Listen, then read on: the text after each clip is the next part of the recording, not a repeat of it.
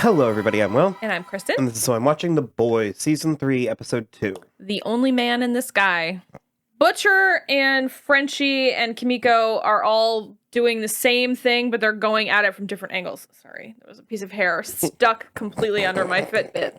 Butcher is going after Gunpowder, and Frenchie and Kimiko are going after, what's her name? Crimson Countess. Crimson Countess. I thought it was weird that... So what would... Payback was the name of their team? I think maybe, yes. And it was sort of like Cold War. It seems like it, because they were operating in the 80s, yeah. But it also... Soldier Boy has a very Captain America feel. But to the Cold War, like Captain America was to World War II. Sure. Because we're done with World War II. Those motifs and themes do not come up anymore.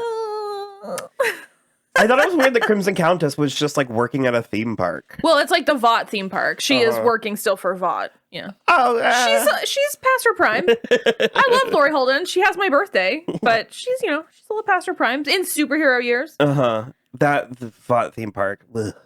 Yeah, it's not. Well, they were also it was like inclusion corner and it was had, like Queen Maeve's vegetarian tacos. And there was like woke something. It was like, oh god, it was too much. What did Will say? The BLM BLT? No. Yeah.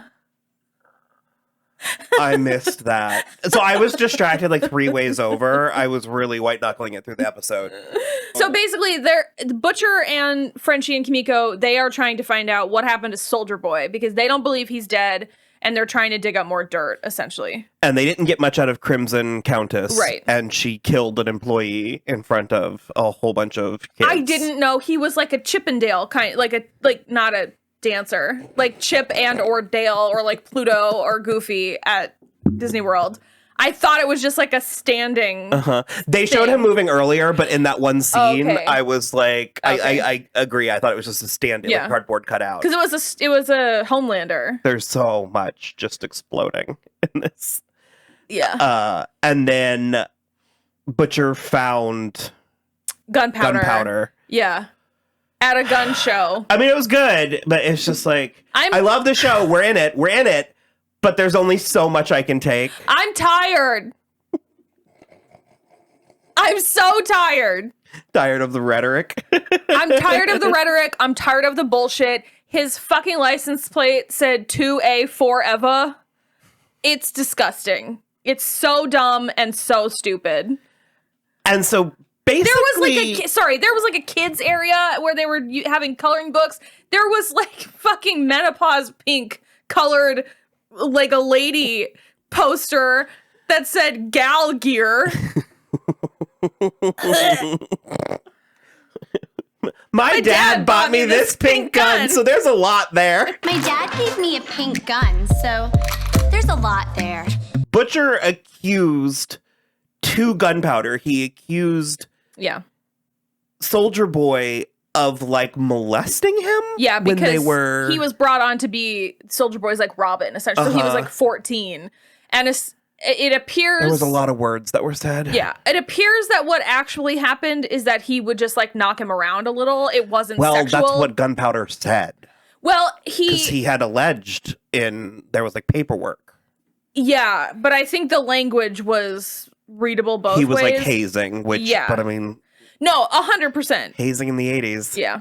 Men are bad. Agreed. Also, I love the idea. I mean, I assume that he is like, he doesn't age the same way that like some of them don't, like are not supposed to age, but it's like laughable that Jensen Ackles was older than that in 1984. Mm-hmm. Regardless, he finally gets him to admit that like, yeah, he tossed him around a little. But then he tries to kill Butcher in the parking garage. Mm-hmm. So then I guess if we want to like zoom back to the beginning, Huey has told Starlight about Victoria. I am conflicted about. I really liked Victoria, and even she's still a good character. Yeah. But in spite of the like reveal last season, part of me was like, but then there's like gonna be another maybe. Well, I would say that Claudia Dumet is like doing an excellent job. Oh yeah, She's so good. But I'm saying I felt Huey's frustration and betrayal. Oh, yeah. Because there was the scene where he was like, she was my friend. Yeah. Like, we were good at, we were I know a team. her daughter, like, they surprised me at work for my birthday. It's like a whole lot of stuff. So it seems that she was one of the Red River, it's like an adoption agency or like a... It's sort of like a home for... Wayward like, Soups? Orphaned or, like, yeah. Because Huey goes there to investigate, and he finds Elizabeth Shue. Madeline Stillwell. The baby's name is Teddy, so that baby is there, and the like lady that was walking through had a broken leg. So it's like I don't think these human women can take proper care of these superhuman children. Toddlers. Yeah. But they found out that Nadia is her name. She was taken in by Edgar and kind of raised by him, it seems. I think he sort of like sponsored her like raising, but he was like, I can't legally adopt you for like a lot of reasons, but like I think you're special and I want to help you. And so he still is part of her like her life thing. Yeah. So did he send like, is this a plan of his to infiltrate? It must be somehow. Okay. Yeah. Otherwise, I don't think he would have picked her out. Uh-huh. I mean, she could explode Homelander's brain if she wanted to. So, I mean, we suppose. I think she should. Because it is his birthday. And he is off the fucking rails. Totally off them. I have a hot take. Okay. I think he's a bad guy. You don't The scene with, what was her name, Chelsea? The, like, girl? Yeah. I don't know why that's it for me. That's it for you? Yeah. It was mean. Super mean. She was, like, gonna kill herself, obviously, because it was a cry for help. And he was supposed to save her. And then he, like, got butthurt and made her kill herself. Found out that Stormfront killed herself. Right. Yeah. I'm bad at this tonight. I'm bad at this in general. Stormfront bit off her own tongue. And did her heart go out on it because he wasn't on the same page as her? Yeah. She pulled a Padme. She died of a broken heart. But she basically was just like crying at the beginning. Well, she pretended he was like trying to wake her up for his birthday handy, and she was like, eyes were open. And then she was like in a daze, and then as soon as he left, that's when her eyes started moving and she started crying. But it was, I love Aya Cash, and I would, I mean, despite her this terrible character, I would have loved keeping Aya Cash on this show, but like not like that. No, not like that. I didn't think when it was ending last season that it could get worse. I know. Yeah. I was like, oh, this is awful. It did. It got worse. So so he like got mad and then made Chelsea kill herself, and Again, I don't know why, but it kind of shocked me. Ashley is not having a good time. She's not. No. She's pulling her hair out again. Yeah. And not just Adam. She's not just having Adam Bork do it in the throes of passion. Borking in more than one way. A-Train has this like terrible idea to like revamp his image and career. I don't really feel qualified to discuss it. Okay.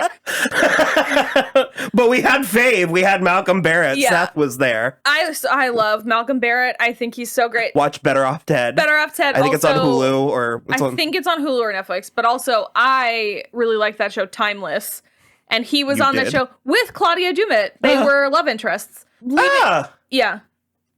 I remember that. Go ahead. Leaving all of that aside, he is hilarious, and A-Train has brought him in to help him with this pitch of like... He kind of wants to go Black Panther with it. Yeah. It was all very Black Panther, like the movie. But also like... Then there was a video game called The Middle Passage, which was Ashley just literally with the tightest smile. Is that a video game about the slave trade? We also got... There's an Ashley 2. Yeah. And I really liked Ashley too in that scene. I'm also Ashley. I loved that. It's too much. He's going so far. He gets a new outfit that's all red and green and gold. It's like the Kente, like... Yeah, it's like very a lot.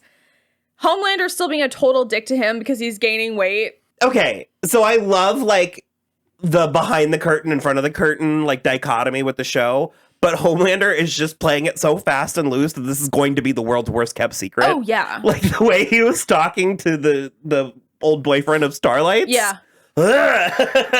It's so bad. So what he said something about there was cum guzzling or off of his little chorizo or something. Yeah. He said chorizo picante, which I know means little sausage. Picante means spicy. Oh, I don't know. Piquito, yeah. Yeah. I thought I heard little sausage, but it was like, woof. Well, it's like... And then we also got the song. Which is so... It's sort of like faded, but also underage. Yeah. No, because they... like, it's not even implicated. Kind of faded, but I'm feeling all right. Thinking about making my move tonight. Can't pretend. We are elder millennials. No, it was gross, and her road was getting wet and all that stuff. But then they make sure to be like, you're 16, and it's just like... It's like that Will Ferrell skit on SNL. The song's about a girl, and she's 13. It's so funny. It's also horrible. Because it cuts to, like, Kate McKinnon, and she's like, Jesus Christ! Well, also, he makes a point of being like, he's talking to Starlight, and he's like, please don't make me sing this song. They're going to make me stay, like, outside of 1,000 yards from school. Well, he was like, it was awful when we were teenagers, but at least we were the implication was like, we didn't know better. Yeah. So it's like that stuff, the stuff with A-Train, and then he's really chafing against the Starlight stuff. He wants Starlight to sing happy birthday to him at this celebration. Like, Marilyn Monroe. He said something else really disgusting, too. Like Marilyn Monroe just got railed by JFK. No, he was just rimming JFK. And so she basically is like, I'm not doing that. I'm not going to lie. I kind of do miss her slutty costume. No, I do too, but it's whatever. It suits the character, her like little girl cape. Yeah.